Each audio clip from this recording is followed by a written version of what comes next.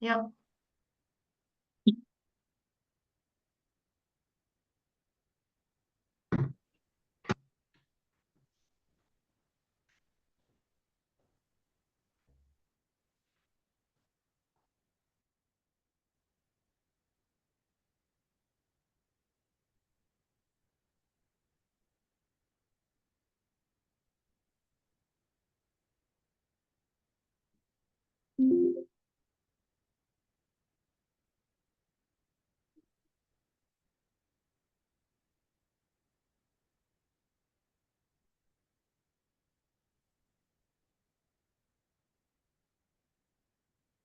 A very good afternoon to all.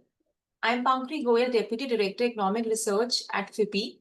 As we all are aware that over the years, FIPI, for the benefit of the industry as well as academia, has been organizing various webinars and conducting studies with a focus on refining, marketing, clean energy transition, and many other varied topics pertaining to interest and development of oil and gas sector. In the same context, I would like to extend a warm welcome to all our participants today at the exclusive webinar organized by FIPI along with KPMG on Green Hydrogen Certification Scheme of India. To commence our discussion for the day, I would like to invite Mr. Vivekanand, Director Finance, Taxation and Legal at FIPI, to formally welcome all the participants and set the context for the session. Thank you, Pankri, and the team from the KPMG, Anvesha, Apurba, and Mohit, our esteemed panelist, Mr. Rafael, Mr. Nishant, my fellow directors in the FIPI, Mr. DLN Shastri, and the all participants from the industry. A very good afternoon to you. And it is my pleasure to welcome all in this exclusive webinar, which the FIPI is organizing with the knowledge partner, KPMG, and with the eminent panelists who will be carrying out the discussions on this very pertinent topic of green hydrogen certification scheme in India, which was announced in the late April this year only. You know, the world is facing the challenge in terms of the environment, and the temperature is increasing. We see a very different type of behaviors of the environment. Sometimes it rains, like the Europe is experiencing the very high temperatures. There are rains, floods in the various areas. So there is a global concern to how to reduce our carbon footprint. And India is no exception. It is working in that direction. It has already set its target, and it is working for the clean energy. And in last 2 days only, it has achieved 50% of the electricity by the renewable energy, which is a great achievement. And in that direction, the green hydrogen mission was also announced by the India. India wants to produce 5 MMT of the green hydrogen by 2030. It wants to be a key player in the area, exporting the green hydrogen and also developing the technologies. And in that directions, I think this is the right step of announcing the green hydrogen certification scheme, which will provide the framework to declare a hydrogen produced as a green if it meets the certain criteria.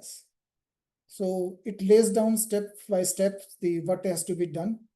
And probably my understanding is it will be implemented first for the hydrogen being produced where the PLI has been extended. So government is already encouraging this hydrogen production in India by announcing the PLI, both for the producer and electrolyzer manufacturers. So the scheme provides the certification scheme, provide the broad guidelines, the accurate guidelines also in terms of what level of the carbon footprint will be considered within the ambit of the green hydrogen, what will be the various certifications.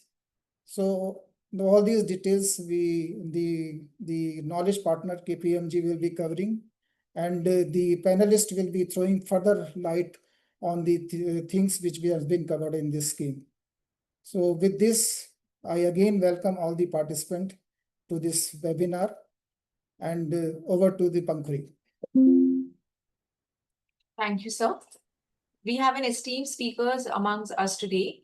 May I please invite Ms. Anvesha Thakkar.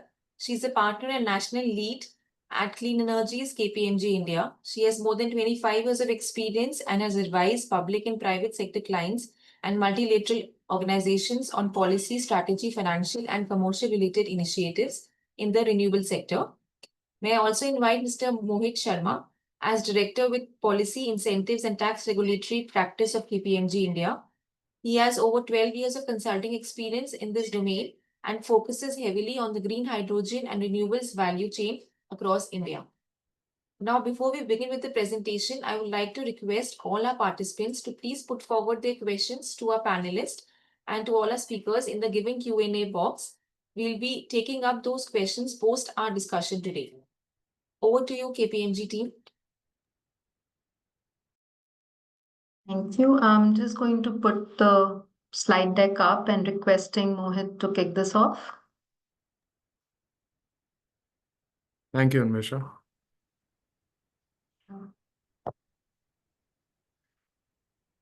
Yeah. Thank you very much, Anvesha. A very warm welcome to all the participants. Before we begin, it's important to understand what is the overarching objective that the government wishes to attain when it comes to coming up with a green hydrogen certification scheme. What are the key stakeholders that are engaged in the overall ecosystem? What are their roles and responsibilities? And to what kind of producers does the scheme have an application on? So it's important that we understand government has a clear intent to establish a common and a comprehensive green hydrogen production market in the country. For that, it is very, very pertinent that the hydrogen that is produced is genuinely of green nature, and it is certified by prominent agencies, which are again accredited and approved by BEE. So the scheme provides for an overall governance structure within which there are multiple stakeholders, their responsibilities and their roles are clearly defined. The scheme provides for a complete scope and system boundaries within which the certification procedures would have to be measured with by both the producers as well as by the accreditation agencies. There are guidelines which talks about how the GHG emissions needs to be calculated, what is going to be the intensity, what is going to be the calculation method under different areas. How do you report, how do you capture, how do you monitor the different kinds of emissions that take place in the overall system boundary that has been defined. The scheme talks about largely 4 stakeholders with these objectives. First, we know that MNRE is the mother ministry that has been spearheading the National Green Hydrogen Mission. And since commencement of NGHM, a lot of initiatives have been taken by MNRE. Under the stakeholders ecosystem, there are few new stakeholders that have been introduced to completely monitor and observe the parameters of the scheme. The scheme talks about an implementing agency, which will be established and which will be crucial for monitoring the operational parameters of the certification mechanism. There will be a technical committee that will be established, which will be chaired by the Director, National Green Hydrogen Mission, and which will also have a convener in the form of an officer from the implementing agency. The technical committee would essentially provide strategic direction to all the stakeholders. Then we have the epicenter of entire discussion, which is the green hydrogen producers, for whom the scheme has been prepared.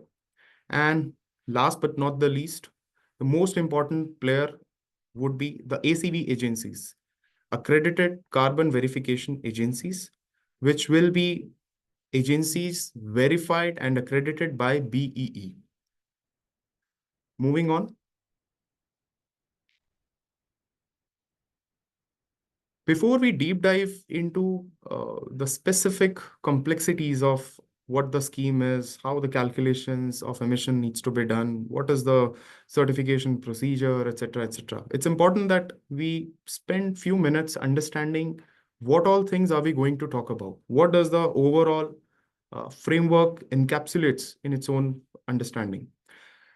So the scheme covers largely two eligible pathways, first from electrolysis and second from biomass-based pathways. We will talk about both these pathways and the possibility for inclusion of any other pathway in the coming slides. The scheme provides a complete system boundary within which the emissions will be computed. Any emissions which are not falling within the system boundary will not be calculated in the GHG calculation. The government has also taken a practical stand to understand that it's a complex ecosystem and there could be so many emissions which might not be material for the calculations, and henceforth they have provided for a materiality limit as well. We'll talk about it in the ensuing slides. There is a clear guideline on what type of renewable energy considerations will be there. What form and what manner of renewable energy will be treated as RE and what will not be treated as a renewable energy. How to compute the emission calculation. Now, this forms the very basis of the whole scheme. What needs to be included, what needs to be excluded. There is a very detailed mechanism that has been provided in the detailed scheme. Then it also talks about how are we going to first monitor, then report, and then verify the emission that will take place in the whole cycle. Hence, there is a MRV framework that has been introduced into the scheme, which puts a onus on the producers to prepare a MRV framework to capture all the data points with respect to all emissions on a day-to-day basis, what sort of reporting mechanisms would have to be used, and what sort of verification procedures would the ACV have to deploy for certifying the green nature of the hydrogen. There are two types of certificates that have been provided, about which we will talk in detail. The evaluation cycle, what is going to be the periodicity? Can a producer apply for a 6-month duration, or for a 1-year duration, or for a 1-month production? What is the minimum and the maximum limit of duration? What are going to be the non-compliance aspects where MNRE or the implementing agencies can take an action? Now, understanding first the two pathways that have been prescribed. As I mentioned, electrolysis as well as biomass-based production have been factored, as these are the two predominant ways of producing green hydrogen. When it comes to electrolysis, all form of electrolysis like an alkaline or a PEM or a solid oxide electrolysis will be eligible. When it comes to biomass, activities like gasification, pyrolysis, biological processes like fermentation, etc., all these will also be considered. There is a clear provision that in case if any of the producers feel that we want to move ahead from these two pathways and establish the third pathway, perhaps a thermochemical water splitting, or maybe some other novel method, there is an open provision where a producer can apply to MNRE and establish the credentials and get the third type of pathway approved. Talking about the scope, largely 4 types of activities will be considered for emission calculation. First, your production. Second, the compression of the hydrogen. Third, your purification activities. And fourth, all on-site storage activities for the hydrogen. I will talk a bit detail in terms of the production activities, but let's first understand what will not be considered or what will be considered to be outside the system boundary. Activities that like transportation of hydrogen from outside the plant, activities like converting it for carriers, converting it into ammonia, the emissions that take place in that process, then reconverting it for further utility purposes. All these activities that take place outside the plant premises will not be factored and will not be considered. Talking about specific type of emissions, clear guidelines have been provided that on-site gas purification, drying, compression, and the storage will be considered, irrespective of whether it's electrolysis or biomass. And when it comes to the respective production process, all emissions with respect to electrolysis, on-site water treatment, and if in case there is an off-site water treatment, then default values will be allocated, for which guidelines will be announced soon. And in case of biomass, all activities pertaining to heat, steam generation, pre-treatment, conversion, etc. will be considered. Indirect emissions in the form of electricity, fuel that is used and that goes beyond the plant premises will also be factored. There is also a provision that if you are using any input materials like any catalysts, any solvents, etc., onto the site, and if those input materials have an emission factor, that will also be considered. The scheme has been practical enough to consider aspects which are not directly related to production, and it provides that those factors will be considered out of the calculation. For instance, if there's a business travel of employees, if there is a civil construction activity that takes place, or if there is any emission with respect to capital goods, commissioning, decommissioning, etc. If you draw any water from natural resources, emissions pertaining to that would also not be factored. There are practicalities with respect to the materiality limit, which I just mentioned a few minutes back. As we know, in August 23, the hydrogen standard was prescribed at a rate of 2 kilograms of carbon dioxide emission for per kg of hydrogen produced. Now, with this benchmark in our mind, the framework provides that materiality will be considered in two factors. First, for individual sources, 1% of materiality emissions will be considered.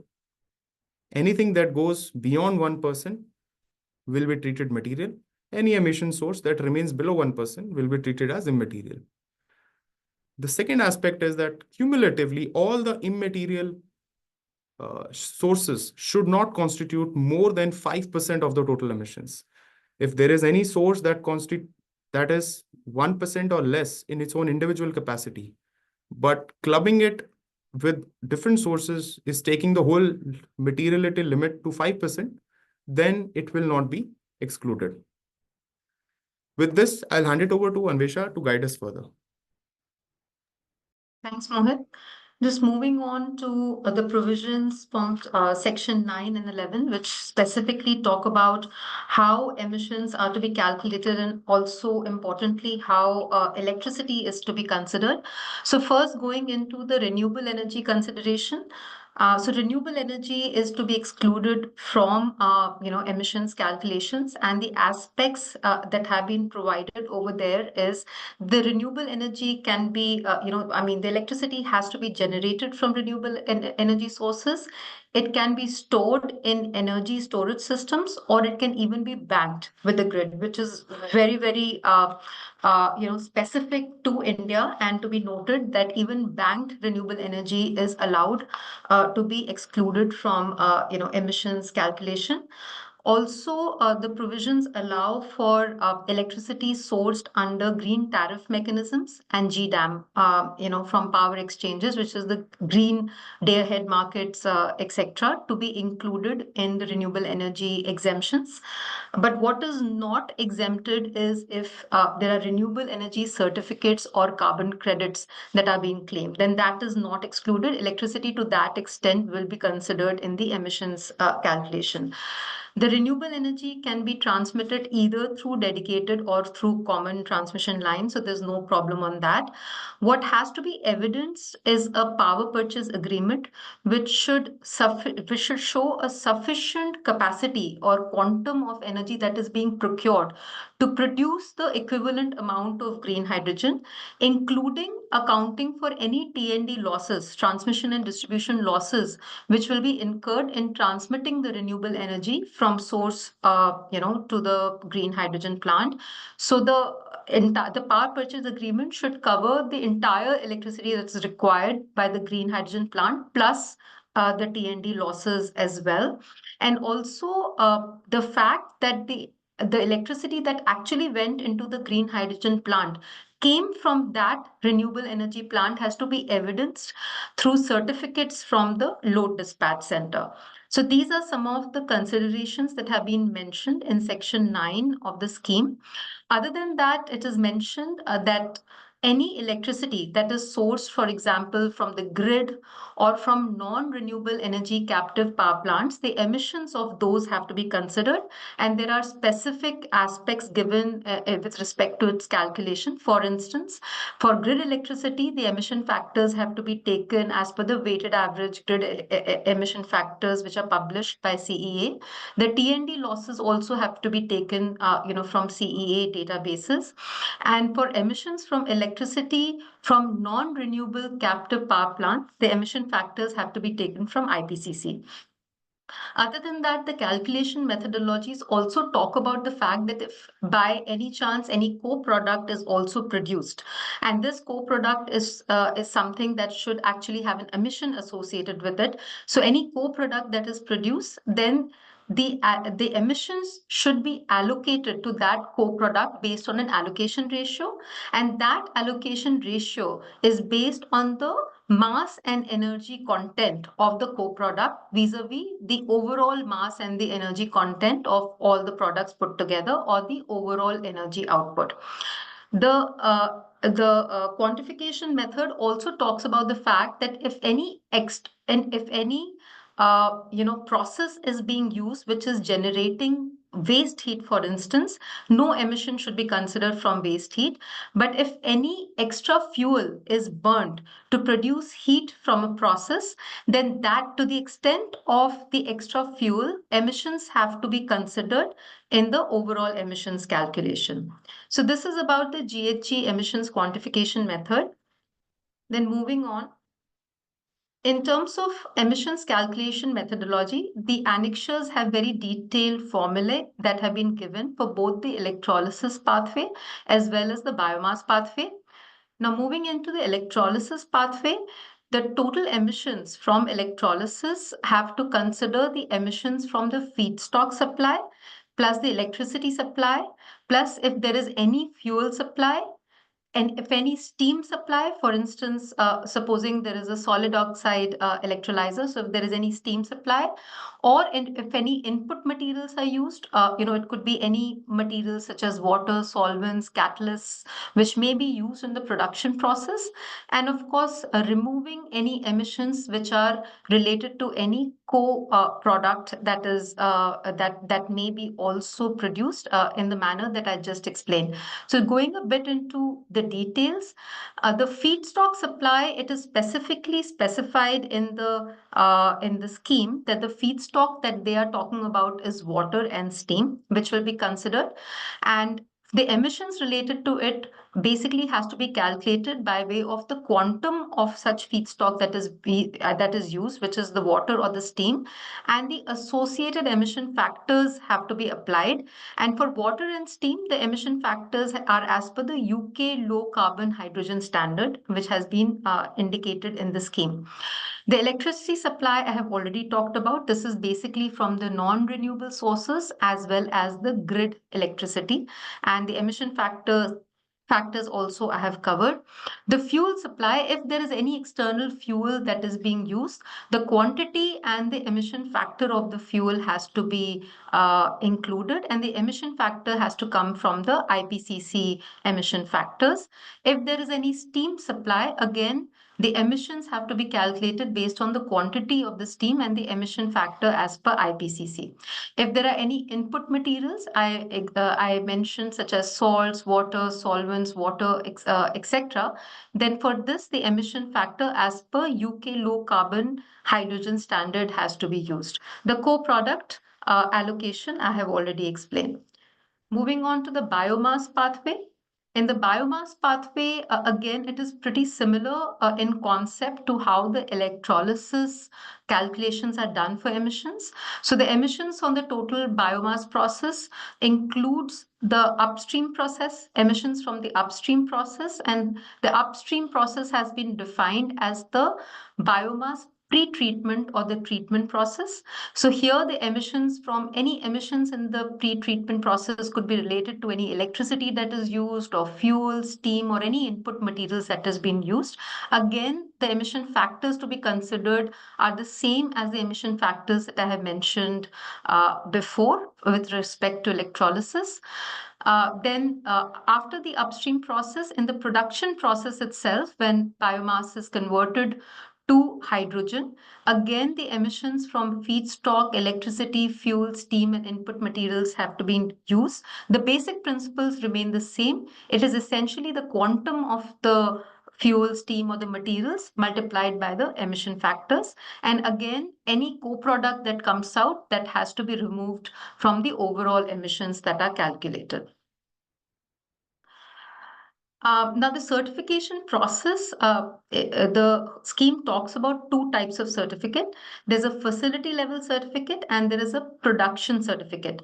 Now, the facility level certificate can also be sought at two stages. One is a concept certificate and one is a facility level certificate, which is the final certificate. The concept level certificate is a voluntary certificate. It can be applied to any time after the approval of the design concept of feed or feed. And basically, it certifies that the design of the green hydrogen facility is as per the requirements in the green hydrogen MRV framework. And multiple concept certificates can be sought off for projects which have multiple phases. The facility level certificate is a mandatory certificate. This certifies that the green hydrogen production facility is as per the requirements of the GHMRV framework. It can be applied for any time after obtaining the consent to operate. And also it has to be verified. It has to be subject to an on-site verification by the accredited agency. And also if there are multi-phase, it's a multi-phase projects, then it will require multiple facility level certificates. Now, in terms of the green hydrogen production certificate, again, there are two levels of certificate. Developers can apply for a provisional certificate. This is a voluntary certificate. This is auto-generated after submission of the production data in the green hydrogen certification portal. This can be applied for a minimum of 1 month period or a maximum of 11 months period. Of course, if if the commercial operation began within the month, then the first month can be a part month. Then there is the final certificate. This is a mandatory certificate, and this has to be applied for by all the mandated green hydrogen producers, which was mentioned in the beginning. So basically, all the producers which are receiving any incentive subsidies, which are selling or using green hydrogen in India, which are receiving any kind of exemptions, or even which are doing part domestic sale or part exports. So only 100% exports are exempt, but otherwise all categories of GH producers have to seek the mandatory certificate. The certificate will guarantee that the produced hydrogen is green.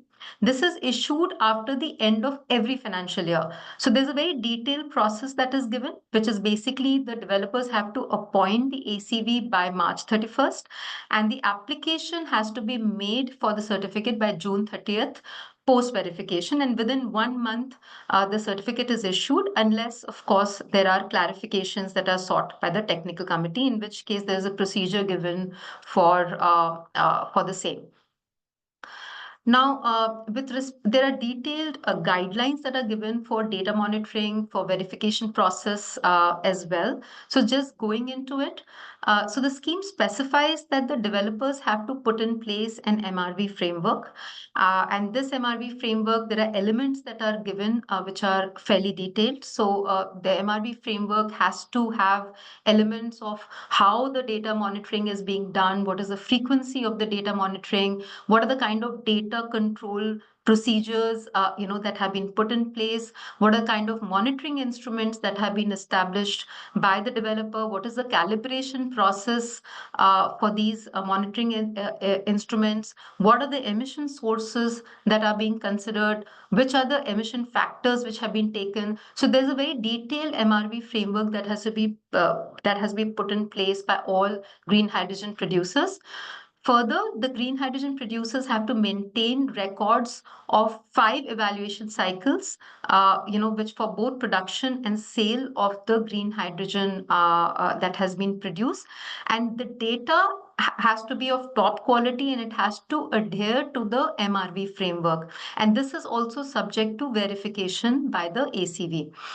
Further, the green hydrogen producer also has to maintain daily records of the green hydrogen produced, the energy that is consumed, the sources of energy, the water, sources of water, the feedstock that is used, what are the kind of losses and other relevant information. So detailed daily records also have to be maintained.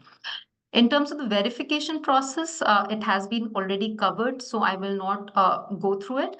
The only point over here is that once the ACV is appointed and verifies, the ACV also has to submit the report via the green hydrogen certification portal, which details the emissions, the emission intensity, and the compliance. Now, in terms of the certificate, as I mentioned, will be issued at the end of every financial year. And the project is eligible only if the average emissions meets less than the threshold, which is less than equal to 2 kgs of carbon equivalent per kg of hydrogen. There is a unique ID that will be given for each 100 kg that is produced, and the unique ID will also mention the project details, the production year, as well as the emission intensity for that lot. The certificate will serve as a label which guarantees the origin and also the chain of custody. The certificate is transferable and can also be used for trading under CCTS. There is a certification fee which is mentioned, which is rupees 5 per 100 kg of green hydrogen, which is going to be charged by MNRE. So just a very quick recap of the timelines of the evaluation cycle. Engage the ACV by 31st March. There's an on-site verification that will be done. Then the GH producer will submit the application for the certificate on the portal by 30th June. There's going to be a review by the IA as well as the technical committee, and there's an issue of certificate by 31st July, subject to any additional queries that may be there. Now, there are very stiff consequences, that have been put under this scheme. So the GHI certificate can be withdrawn in 2 cases. If the provisional certificate has been issued, but the actual emissions for that evaluation cycle is above the emission threshold, post the ACV verification or the technical committee review, or if the green hydrogen producer fails to apply for the final certificate after the issue of the provisional certificate, after the extension of 1 month that is allowed, and this extension of 1 month is only with the payment of a late fee. So if any of the 2 following cases happens, then the consequences are that for the first occurrence, the provisional certificate will be withdrawn. For the second occurrence within the next 3 years, the green hydrogen producer will not be eligible for any provisional certificate for the next 1 cycle. Any provisional certificate that is issued will be cancelled and FC is to be applied for again. In the third occurrence, the green hydrogen producer may be barred for applying for provisional certificate or the final certificate for a certain period, and this is up to the technical committee, and there can be additional actions beyond this also that may come out through an executive order. So with this, I'm going to move on to the panel. Some of the key questions that we will talk about today, which the industry has been talking about and is very keen to know, especially because such a scheme is like a first of its kind scheme for India. There is not much experience that is there at this point of time. So companies as well as governments are looking forward to also hearing from experts on global views as well as their views. So some of the questions that are kind of emerging are, how do Indian standards harmonize with the global export market? Some of the discrepancies that we have seen are, while the overseas regulations talk about temporal and geographic matching, we don't have it in India. And does that really impact the credibility in international market? Does India currently have a sufficiently robust system for verification and for ACV agencies? And how does the current GH emission certification scheme in India inspire confidence? I'm going to invite Pankhuri to also introduce the panelists, and then we will go ahead for the panel discussions. Thank you, Anvisha, for giving us an insight, and thank you, Mohit, on the aspect related to green hydrogen in India. Now we'll begin with our panel discussion on the topic implementation challenges of the green hydrogen certification scheme of India and learnings from the global comparative landscape. May I please invite Mr. Rafael Monroy. He serves as Global Clean Hydrogen Senior Advisor and leads technical policy and project development advisory work for Tetra Tech across green hydrogen and its derivatives. We have with us today Mr. Nishant, GH2 India. He serves as the founding director and CEO of Green Hydrogen India, a Section 8 company dedicated to accelerating the adoption of green hydrogen in the country. May I also invite Ms. Apurva Mitra, partner at KPMG in India's ESG practice and leads climate change. She is also the global proposition leader for the ESG government. The moderator will be Ms. Anvisha Thakkar from KPMG. Over to you, Anvisha. Thanks, Pankhuri, and a very warm welcome to the panelists. I'm very excited to have an amazing, group of speakers, very diverse, and I think that the audience can take away a lot from your insights on both the global aspects as well as some of the conversations that is happening in India. So I'm just going to open this directly with Nishant. Nishant, just wanted your views on how do you see these certification scheme that has come out, and what are some of the positives as well as the challenges that you see? Well, thanks very much, Anvisha. And this definitely is an interesting selection of panelists and topic as well. And some of the questions that are flooding in, they seem very pertinent. But it also reflects on how little we understand about the certification scheme in India. But in all fairness, it's not being, implemented yet. It will take its time. But it's good that the frameworks are out here. And what India has done, India has positioned itself as one of the few countries in the world that is only focused on green hydrogen. And the thresholds that they've put in place is robust. And I can tell you that 2 kg threshold on green hydrogen production is easily achievable if you're using green power and if you're trying to use, renewable energy pathways. It should be easy. Where do we stand compared to other global certification schemes? We've tried to be practical. We've tried to look at our own energy security interests. So what India has done is, number one, India has looked to stop greenwashing and ensure that whatever green hydrogen is in India is robust. The scheme definitely, qualifies for that. Number two, they've looked at other certification schemes in our targeted export markets. And our biggest targeted export market is the EU. So if an Indian producer qualifies under RFNBO or the EU standards, they automatically qualify under the Indian standards, right? And there was one more point that you raised previously, which is on the temporal matching. The temporal matching issue is an issue in the EU, where different bidding zones are interconnected and the prices vary in these bidding zones. So if somebody is trying to, capitalize on lower energy prices in a market, what they will end up doing is they will end up congesting the grid. So to prevent these issues, they've looked at geographical matching and temporal matching. But in India, for us, geographical matching is not as a non-issue. Although we have different bidding zones, there's price uniformity close to 99.8% of the time.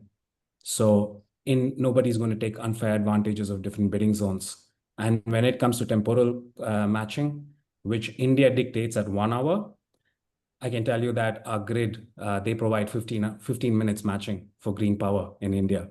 So that again is a non-issue, right? Overall, in summary, I think India has one of the lowest thresholds globally, looking to well to gate for all practical reasons, because we don't know where green ammonia and green hydrogen derivatives will be used. So it's good that India is not, putting itself in a difficult position where you have to look at the entire life cycle. So well to gate is great. A lot of other countries have adopted it. Best in class, thresholds, which is purely green. And finally, BEE has good experience looking at energy efficiency in India, and they've done accreditation of more than 200 different agencies to look at energy efficiency in India. So they've been mandated the task. It's not easy. There's no precedence for them. Globally, we are all, ahead of the race. So we'll have to learn within our own stakeholder groups and experts. But I think BE is best suited, at least in the current landscape. So all good in that as well. But the work is not done. There's a lot more that needs to be addressed. We can expect some changes due to, the nature of these projects. Also, keeping in mind, none of the large projects are operational today.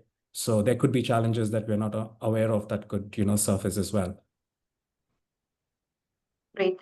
Thanks, Nishant. And I think good to hear about the temporal and the geographic correlation. I think that is very well explained and does of course, whether EU accepts it and how it does and how do we prove that is something that we will have to see. But yes, it does exist and means to exist.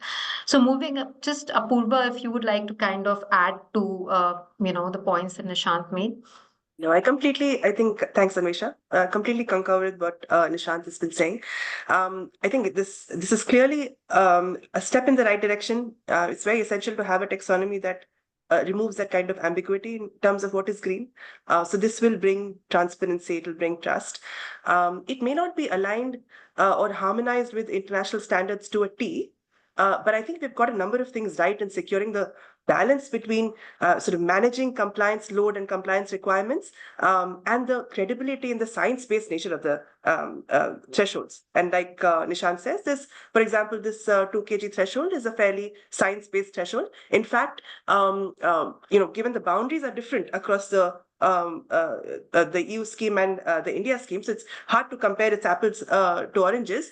But if you just look at the production part of it, it's considered that our green hydrogen scheme might be a little bit more stringent, in fact, even compared to global standards. But having said that, I think, like Nishant said, on the requirements on the temporal side, on the additionality side, on geographical correlation, all of this is not part of our current setup, which is important also because if you look at the RFNBO in the EU, ever since its adoption, whether it's member states or industry or even the EU Parliament, they've pushed for revisions and relaxations because they've called out very clearly that the kind of strict requirements that they have at the moment and the requirements that we already have indication they're going to graduate towards. For example, you're going to go from monthly to sort of hourly correlation. This is quite strict, could really hamper, competitiveness and early market creation. And what they have been repeatedly also asking for is to phase in this kind of stringency, because it shouldn't happen that, the cost and technical challenges are actually meeting the definition of green hydrogen become so high that the producers prefer to sell elsewhere. And I think as a country in India, we are also in the early stages, and this is a national certification program. It clearly exempts the producers that are 100% export oriented. So if you're building something for the national market, it makes sense not to blindly copy what other countries are doing, but design keeping in mind national circumstances and priorities. And frankly, even proposed standards in the US or other Asian countries, the definitions are not expected to be as strict as the EU. So that doesn't necessarily need to be our blueprint, is what I'm trying to say. Right. Thanks. Rafael, your initial reactions? Well, it's very interesting what you are both mentioning, Nishan and Apurva. One of the things that I wanted to comment is that very recently the EU just released updated regulations on greenhouse gas emissions intensities for the RFNBO scheme. So it's not finalized yet, but it seems that they're trying to reduce the thresholds for to lower the reductions up to 70%. So it might be the case that in a few months or a few years, it might not be necessarily 100% true that if you meet the EU standard, it's going to be more stringent than the Indian standard. And my point here is to say that this is very dynamic. Like the countries are figuring out like this is a new market, so it's very important to be very keen because developers get sometimes in tunnel vision that they need to meet certain standards. They need to constantly review the certification to make sure that they're meeting the certification of their off-takers, especially if they're going to export to markets like the EU or other places. So that's one of the other comments that I would say at this point, but very interesting conversation so far.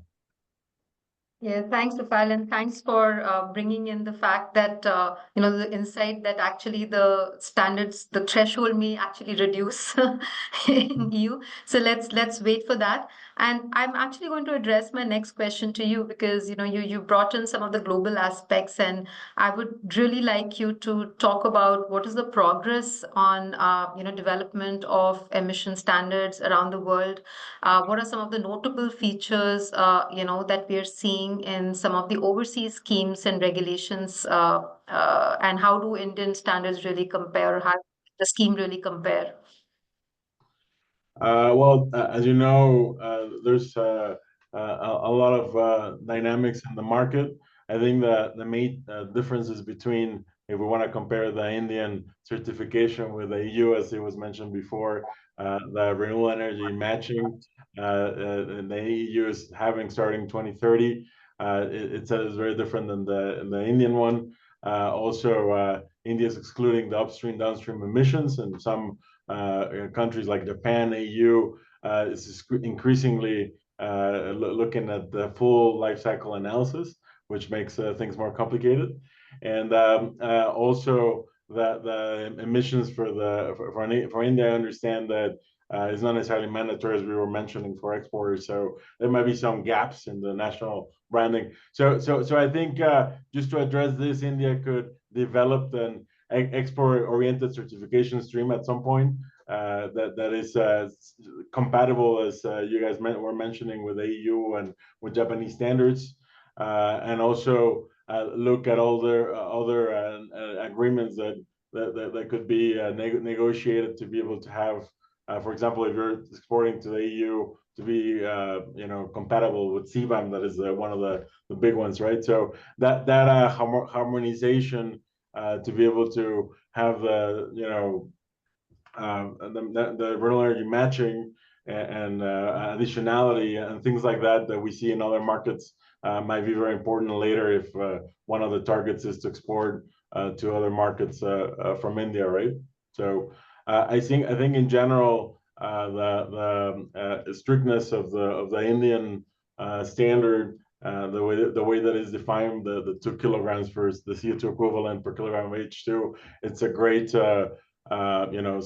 And also this material contributions that were explaining earlier, that I guess I didn't understand them very well. I think that complements very well this emission threshold. So I would say that India is starting with a great opportunity to be able to be leading in the certification standards around the world, in my opinion. Right. But thanks for bringing up the additionality point. I think that is also a key one where the Indian scheme is divergent, that they're not talking about additionality. But maybe Apurva, would you also like to come in and throw some light on how you see the Indian scheme versus some of the global aspects? Sure. I think, in terms of frameworks across countries, I'd say the stringency seems to vary quite a bit between countries, right? So, for example, EU is much stricter than India in many ways. We talked about time or geographic correlation or additionality, as you touched upon. But US, for example, is a little bit more flexible than EU at the moment, but likely to become stricter over time, because all of this is quite fluid at the moment, right? Rafael also mentioned about how they're looking at revising their thresholds. So all of this is quite fluid at the moment in terms of boundary, in terms of the kind of thresholds. It's a moving piece. So even in the US, it's expected that it will actually enhance in terms of stringency over time. With Japan, a little bit again more lenient, but it also looks at nuclear. It looks at grid mixed energy. It it also talks about, say, offsets or certificates and things like that. And they have some strategic partnerships that they're trying to also prioritize. So there's some kind of leniency there. So given this kind of variation, I feel that India's approach is quite balanced in that sense, that it's less strict than EU in some ways, in many ways actually. So when we talk about the boundary itself, I think it's very important to understand that boundary. And Anvisha and Mohit, you guys talked about what is the specific boundary that's covered as part of the Indian certification scheme, which includes water treatment, electrolysis, gas purification, compression, on-site storage. Whereas for EU, which is again, like Nishant said, it's our priority market for export. It's well to dispatch. So it means it includes, beyond this on-site storage, it includes transport to the first delivery point, conversion to derivatives. So if you're looking at, if it's an Indian exporter is looking at both supplying to the Indian market and the export market, if they're only supplying to the export market, they don't necessarily have to certify according to the Indian certification scheme. But if they're looking at supplying to both, they would have to make certain adjustments, right? So they'd have to make adjustments to their boundary. A large part of the boundary would overlap, but there would be, that extra downstream and upstream side that would have to be captured. The transportation would have to be captured. So they would have to then widen the LCA boundary. In fact, the certification scheme in India very specifically says that you can report voluntarily if you want on a wider value chain. So I would suggest that, companies who want to do both can actually even capture the wider value chain as part of their Indian certification scheme. It will not have an impact on eligibility, but it can be mentioned in the verification certificates. So that's there. And also, even India actually asks for example, while it's not mandatory, it doesn't impact your certification, it does specifically say that one of the parameters that needs to be mentioned or reported to and within the report is the first point of sale of hydrogen and where that's happening for the sake of transparency. It doesn't impact the certification process as such. So I think there's a lot of differences that way. We talked about, I talked about the fact that banking is allowed here. It's not allowed. Offsets and RSCs are not allowed in ours either. But when it comes to, say, GDAM or it comes to green tariffs, it's not allowed. So again, one would also have to segregate if you're looking to supply to both markets, you would have to segregate which production actually comes from which source, in case you are actually sourcing through GDAM or through green tariffs for part of that demand here. Also, in terms of, like you said, the hourly matching, I think till 2030, in any case, there's monthly matching that is required by EU. Beyond that, it gets even more stringent. So there again, we'd have to have stronger systems or 15 minutes SCADA to aggregate both monthly and hourly data. So that will have to come in. The hardware is quite similar. In both schemes, what the hardware you require is quite similar. The reporting is a little different. So again, that's something may not be a heavy lift, but you would have to maintain separate ledgers to do that kind of thing. And again, when you talk about the same bidding zones and things like that, like I think Nishant also touched upon and Rafael also touched upon, that's also quite different. In India, we have a synchronous grid and we consider that one national grid. But how would it be considered when it comes to the European scheme is something that we have to understand. So I think a lot of points that we need to think about carefully.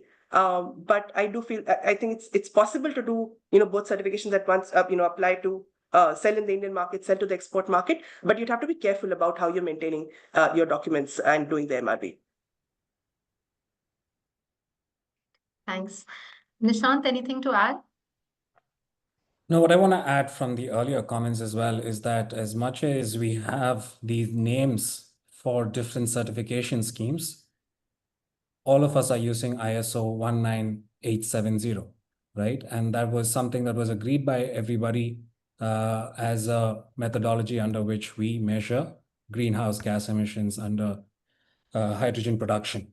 So as much as, we may carry different regulations, we are all using similar methodologies. So in the future, there is this, there are these efforts to have interoperability is being successful or being undertaken in some form or the other. That's the first thing I want to put out there. And one other thing I wanted to highlight is that most of the Indian projects, they were being planned before GHCI came about.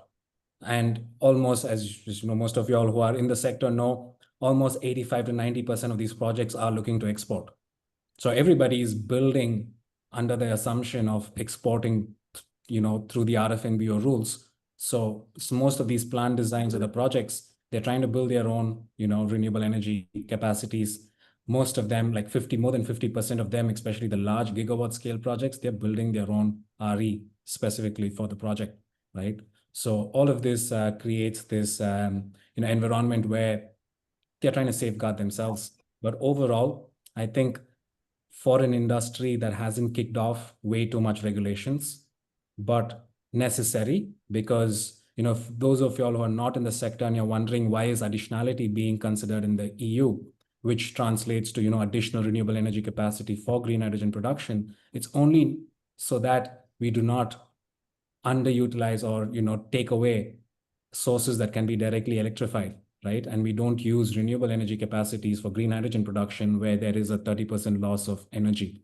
So it's for some of these reasons that governments and regulators have thought ahead and implemented. I know it looks complicated. This whole sector is complicated, but everybody who's been here for 2 years they've learned to accept this, and there will be changes. And like Rafael also alluded to, this is purely, every country is setting their definitions on geopolitical interests, right?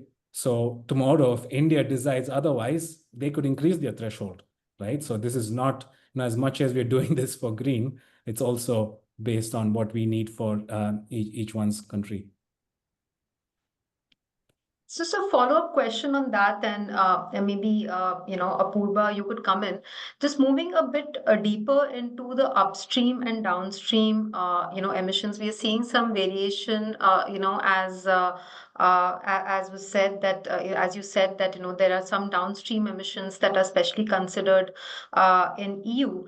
Now, there are obviously, if life cycle emissions are to be considered, there is downstream, there is upstream as well. There is equipment, there's embedded carbon. So the fact that the GHCI, which is our scheme, does not consider some of the upstream and downstream emissions, is that going to undermine the accuracy? How is it going to be seen? And and what's the position globally on this? Thanks, Anusha. I think if you look at it from the comprehensive life cycle lens, yes, well to gate doesn't give you the full picture in terms of the overall footprint. And globally, I think there is now growing consensus that a comprehensive LCA is needed, which considers both upstream and downstream, whether it's accounting for manufacturing of electrolyzers or panels or RE infra. But India is still heavily dependent on import for a lot of this, right? Whether it comes to electrolyzers or solar and others. So there would be clear, data gathering challenges if we were to include these embedded emissions right away. But if you think about it, even the upstream logistics actually is quite a significant contributor to our footprint given the import of these materials. So in that sense, yes, it's significant, but it's a fair challenge including it at this moment in time. Also because, when you talk about LCA, doing an LCA is not a very simple exercise. In fact, I feel that the skills needed to do LCA in industry are also severely lacking. But on top of that, we need the right data, the access to reliable emissions data for these different materials. For example, if we were to look at embedded emissions as part of that boundary, we would need the right data for those kind of embedded emissions, the right database that are very India specific at the moment, even within the Indian certification scheme when you were presenting, Anvesha, you talked about certain databases that are not ours, on the water side and others. So we really need to be able to develop those databases before actually expecting industry to comply. And even on the downstream side, given the long distances that hydrogen or actually derivatives have to be transported, it's quite significant, the transport emissions. If you consider the threshold criteria that exist in EU or in India, which comes to that 1%, above 1%, this logistics emissions and the transport emissions can actually become quite significant, and the conversion derivatives also in terms of that threshold. So we know that these are all significant emissions at the moment. I think for the sake of simplicity, I think it's been kept out of the ambit. But if we want to align to these global kind of certification schemes, we would probably have to, over time, in a phase-wise manner, integrate that in some way. And that's fine, because I think for a lot of certification schemes that are fairly stringent to begin with, it becomes a big roadblock. But I do think that, India-specific LCA databases, that's a big problem we have at the moment, because, even for doing a scope 3 analysis for clients we work with, Indian databases are lacking. And numbers really don't make much sense if they're, inaccurate or, don't even reflect your geography. So I think it's fine, perhaps, that we're taking it on in a phased way. Well, that's useful to know. And anything that Rafael or Nishant you'd like to add to that? Rafael, I think Rafael was trying to get his hand up when I was speaking, so perhaps. Yeah, no, I guess just going back to your comment, I think additionality also makes sense in terms of bankability. A lot of the products that we've seen in places like the US, one of the requirements for investors is also to be able to ensure the supply of renewable energy for the projects. So it's not only useful for, in my opinion, to be able to comply with the certification, especially for the EU, but also when you want to get investment, I think it makes a lot of sense. It's common sense to try to get your own renewable energy built, in my opinion. And also, just to add to the life cycle analysis debate, I was checking this because we had a pre-meeting about the if including the actual electrolyzer life cycle analysis in the evaluation, what they were doing in the EU, and I was researching there's an act like 11,185 that basically in the greenhouse gas emission methodology for that RNFBO standard. You don't have to actually have the machinery and the equipment. So that's kind of like the limits of the certification, and I think it makes a lot of sense to have it like that and focus in the life cycle analysis, but starting from the renewable energy to the end use of the fuel, in my opinion, to make things certifiable and also bankable. So. Yeah, no, absolutely. I think you're right. But of course, we need to take baby steps. Yeah, that is ideal. And of course, it makes it bankable and, far more, I would say, transparent as well. But as Apurva said, there are a whole host of challenges and complexities, including, the emission factors, the data, and so on and so forth. So I think eventually we'll get there, but not sure if it will be now. So just moving on to verification, because I think, that's one area that is concerning everybody. So maybe Nishant, if you can just throw some light on how the government is looking at it. Where are we right now? Have agencies been appointed, by BEE? And how is really verification being done globally over there? And what is likely to happen in India? Thanks, Anvisha. What I've done is I have a little report that I want to share with everybody. I'm not sure. I think I've sent it to you, Anvisha. It has a link to a report that we did with IGEF, which is a comparison between both the schemes in detail. And I think a lot of questions or discussion points we're speaking now is addressed in this report. So anybody who wants, deeper information can go here. With regards to your question on verification agencies, nobody has been appointed yet. A lot of them are interested, from the likes of TUF and SGS and those kind of organizations. But unfortunately, I feel like BEE is not inclined to accredit them yet, just like they did for energy efficiency previously. So they might look at a different cohort. It's unclear at this moment, but I think they have some time. So no pressure on them. Okay, great. And Rafael, would you like to come in and talk about how verification is being done globally?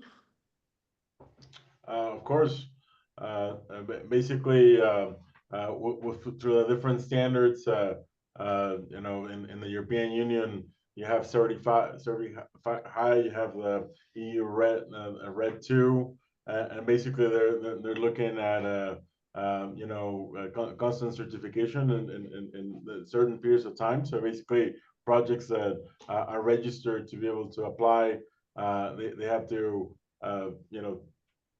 in timely manner put reports to be able to comply, to show, for example, the temporal matching. They have to show that effectively when they were built, they had additionality and they're meeting the emission thresholds. So in Europe, we know the emission thresholds 3.4 kilograms of CO2 per kilogram of hydrogen. In the US, they're going well to gate and using also temporally matching, trying to meet a similar standard as the EU. And each certification, each country has different ways of how they're doing it to be able to make sure that through the life cycle of the project, all those parameters are met and the certification can be active. So depending on which country you're looking at, they have different parameters or when they need to submit documentation and how the different audits take place. So it's different country by country. Like to add? Yeah. No, just on that, I think, the Indian certification scheme, like you had presented early on, Anisha and Mohit, was it specified the verification approach, but the formats, proxies, or perhaps, detailed auditing accreditation guidelines are yet to sort of come in. So we'll see. But the auditing requirements on their own, they seem quite similar in terms of process. I wouldn't say that, the Indian requirements are less stringent because it does specify reasonable audit. So it has to inspire a reasonable degree of confidence in the audit results. And that's a greater level of scrutiny. So in that sense, in terms of process, I don't think it's lacking in any way. I can also see some questions in the chat around the accreditation itself. And I know Nishant just reflected on some of that when you asked this question, but very similar to the way that we have it for the CCTS, which is our carbon credit trading scheme that's coming up in India. They in fact use the same nomenclature for the verification agencies. They call them ACBs. And there's a detailed guideline that they have they've come forward with for CCTS for accreditation, which very clearly defines the eligibility, team skills, financial status, impartiality, sectoral skills. In fact, the CCTS has all these different sectors as part of the compliance market and the voluntary market. The accreditation will be provided sector by sector. So one accredited entity can be part of multiple sectors, can be accredited under multiple sectors. And another question that I saw was, who are these accredited, accreditation entities? Typically, the usual suspects are the kinds, your certification bodies like TUV, SGS, Bureau Veritas. In fact, there are certain, there's Avada, there's Greenco, there's Hygenco that have already obtained pre-certification under the EU scheme, and those have been certified by two of them have been certified by Bureau Veritas, and one of them has been, I think, certified by TUV Rhineland. So these are typically, I assume, the same certification bodies that will find a place here within the accredited entity list. But I think if you go through the CCTS document on ACVs, that should give you a fairly good idea. That's for the CCTS, so it's not for hydrogen specifically. But I assume they would have to come up with a very similar mechanism for hydrogen as well. Thanks, Apurva, for that.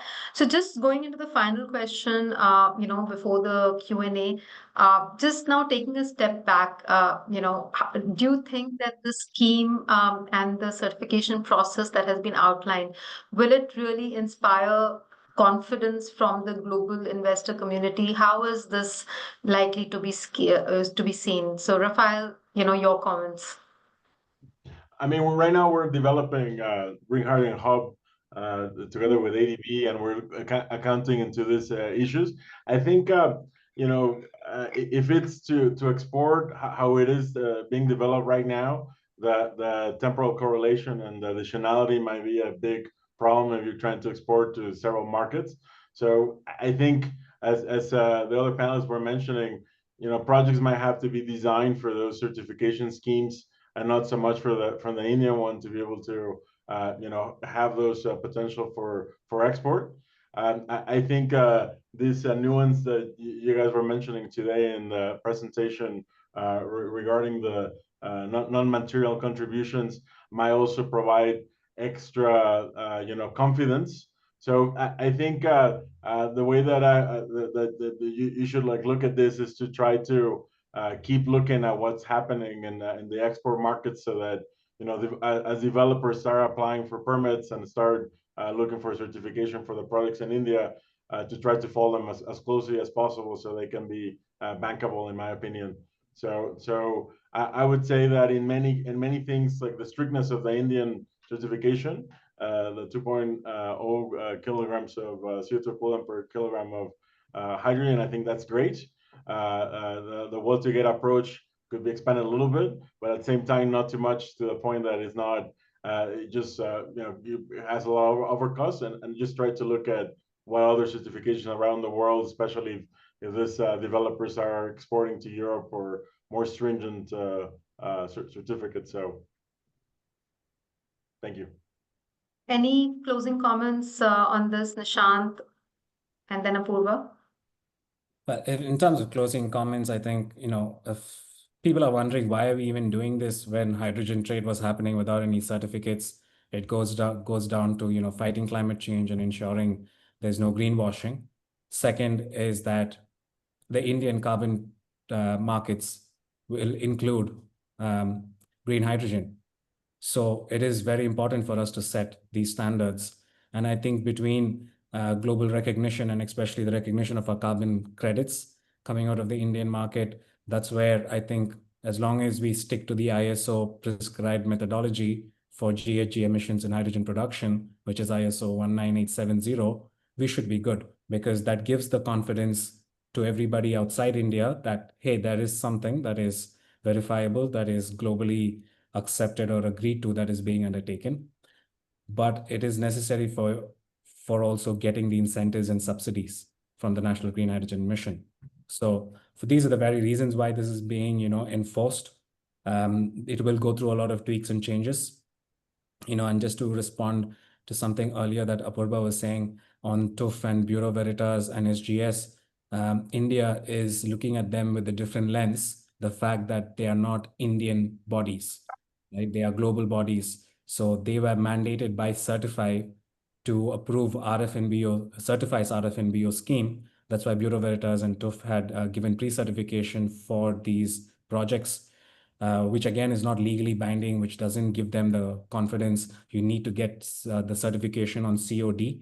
So for India, the government, I think, is a little hesitant to give international bodies ACV status, and they might look at more domestic and national level agencies for this.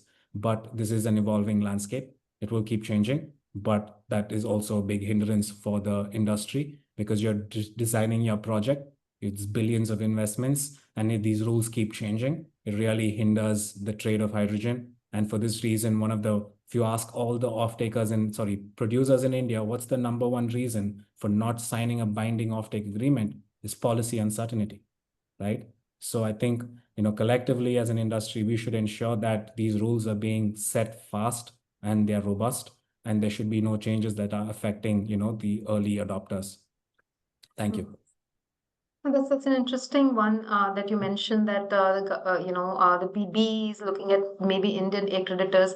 I think the question that I have in my mind is the capacity and the skill sets. So how are they going to be trained, and what standards will they actually follow to do that? And as Apurva said, a lot of it is still evolving. I see a question over there to that aspect as well, but I guess a lot of it is evolving and we don't have the answers right now. Apurva? Yeah, no, I think the other speakers have essentially summarized very well, all the different challenges, everything that it has going for it as well. But I just like to say, that we have a very strong science-based threshold now for production emissions, which aligns to these international benchmarks. Yes, boundaries are different, but it's a good step, to begin with, having a good science-based threshold and a stringent one. Yes, there are challenges when it comes to aligning to other international standards, and I think that understanding will also evolve with time. For example, questions like what counts as an incentive when it comes to additionality, right? Could, for example, just a waiver of interstate transmission charges count as an incentive? Now we don't have questions. We're still kind of understanding all of these things as we go, because these certification schemes necessarily haven't been devised keeping in mind specific country circumstances. But I think as we do, as more of these units say obtain pre-certification, and then now that Certify and other agencies have already been approved under the EU scheme, they will go towards full certification, and in that journey, I think we learn a lot more. There is a certain amount of flexibility that the EU scheme has also offered in terms of early movers, for those facilities that come into operation before January 2028 don't actually have to demonstrate, for example, something like additionality. But I think a lot of our production will come into operation much later, so we're not able to take benefit of these incentives. But in that sense also, I think even for the larger ones, the larger challenges, I think they'll iron out over time.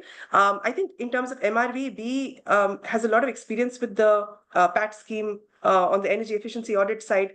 So it does bring in a certain level of rigor based on experience. I think that's a certain level of credibility that they also bring in, which is very important from the investor perspective. But investors do need more transparency, right? So they do need public disclosures, some kind of transparent registry, or some kind of an centralized platform where they can view project data, they can view certification status. So that we still have to make some progress in that direction going forward. And also, widening our boundary, introducing some kind of temporal correlation, bring it closer to stricter global standards, because that again becomes very important from the investor perspective. Even bilateral conversations from the policy side that push countries to recognize our standards will be quite helpful from the policy side. And I think all of this will, in a combined way, contribute towards mobilizing green finance, especially from international finance from Europe or multilateral development banks more effectively in the future. Thanks, Apurva. So I'm going to move straight into Q&A. We have roughly 6 to 7 minutes before I invite Pankri for the closing. So just maybe Rafael, there's a clarification that is required from your end on the statement that you had made on the reduction. Let me just get to that question that was there. I don't know whether you saw it. I'm kind of, yeah, I just lost it because yeah. So you mentioned that EU is reviewing the RFNBO threshold. If you can expand on that and just explain it a little bit more in detail. Yeah. Yeah, there's basically this came out, I believe, July 8th, and it's just from the Commission delegated regulation.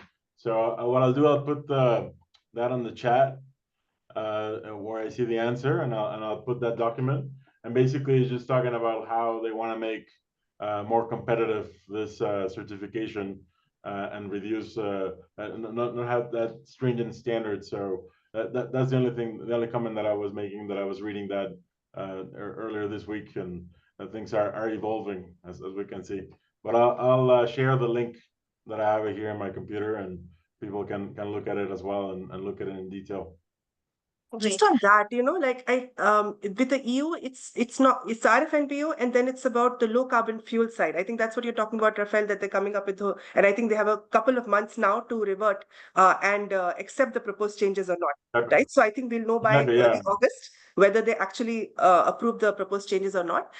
Where it's not just renewables as the way that we see it. Our definition of renewables, they're also considering, for example, natural gas and CCUS. And nuclear as a RE source as well. So there's a few differences there that they're trying to sort of bring in. Yep. Yeah, that's correct. Great. So Rafael, if you could just post that link, I think that would be great. Yeah. I got it here, but I don't know how to post it, so I'll send it to you right now. Sorry. Okay, maybe we'll just share it. Okay. Nishan, just further to the point that you had made about the temporal and the geographic matching, there's a question that given that India currently treats the entire country as a single bidding zone with largely uniform electricity pricing, how will a green hydrogen producer in India demonstrate compliance with the EU RED 333 requirements, III requirements that electricity must be sourced from the same or interconnected bidding zone? I think you touched upon it already, but maybe you can just kind of expand that. Yeah. Nishant, you're on mute. So I've had a discussion on this topic for more than 10 hours in the last 3 weeks. The issue is that although we operate as one bidding zone, our definition is not that. We clearly have earmarked different bidding zones in India, which was a copy paste of EU's definition of a bidding zone more than 18, 20 years ago. But EU, when they created RFNBO, they put in the single bidding zone issue to prevent taking advantage of pricing between other bidding zones. For practical purposes, India operates as one bidding zone, right? We have price uniformity. Now, the EU has declared that this will be done on a project-to-project basis. So that leaves every other project hanging. So what we are trying to do today is put in a proposal that MNRE will also represent to the EU Commission, industry will also represent to the EU Commission, wherein we need to consider more practical terms, not the definitions of bidding zones, but look at practicality. Over the last 3 years, the price matches, the uniformity in price, and the congestion rates were almost zero. Price was matched 99.8% of the time. So now India is acting as one bidding zone, although we are not different, right? So the idea is to have the EU put out a clarification or something or the other, because over the last 1 year, the government and industry, we've been having dialogues. The EU is reluctant to change this for one particular country because this is a global mandate. Now, what we are pushing for now is some clarification or exemption saying that, okay, it's for price uniformity and congestion, we were doing this. And if you are, okay with that, you should be able to go ahead. So there's an ongoing discussion. I don't want to reveal too much what the proposal is, because we're trying to get consent from industry before we go to the government. And then when the government agrees is when we'll go to the public and then advocate for something like this with the EU Commission that helps Indian developers qualify. Right. And Nishant, just wanted to understand also, one of the queries is around what is the current status? While the scheme has come out, there's lots to be done. The appointment of ACV, I think we've already gone into it. Some of the default, emission factors that have to be issued, maybe some kind of MRV guidelines has to come in, because if the GHP producers have to make the MRV framework, there has to be some kind of a consistency in how they do it. So some kind of a guideline has to come in. So what's the status of all of these things? So if you're a developer, and so if money was on the table, you would have figured this out already. ISO 19870 stipulates without saying it's an MRV, right? So there is methodologies to, especially what values they're looking at. So, I'm telling you, like, for developers who are doing the project, money on the table, the biggest issue is the bidding zone issue, right? Geographical matching in this, amongst the 3 pillars, it's geographical matching pillar. And half of them are fine because they're doing the RE within the same bidding zone. But most of the projects in Orissa, they don't have enough RE potential in the state. So their projects, their RE is elsewhere in Gujarat or Rajasthan. Those are the ones that are having the issue.